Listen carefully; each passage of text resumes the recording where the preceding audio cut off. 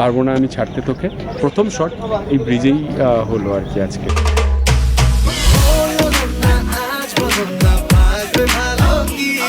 আজকে সকাল থেকে প্রচণ্ড বৃষ্টি ছিল।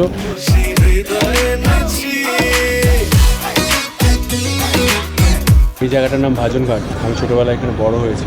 একটা অদ্ভুত নস্টালজিক ব্যাপার আছে।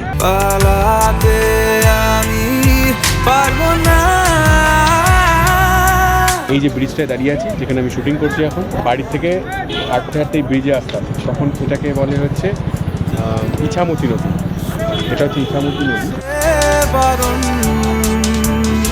ছোটবেলায় আসতাম মাছ ধরতে, আর মনে হতো বাড়ি থেকে কতটা দূর। এখন যখন আসি তখন মনে এইটুকুনি, এই তো কাছে। কারণ তখন ছোটো ছিলাম, ছোটো ছোটো পা ছিল, গুটি গুটি পায়ে আসতাম। এখন বড় পা দিয়ে আসি।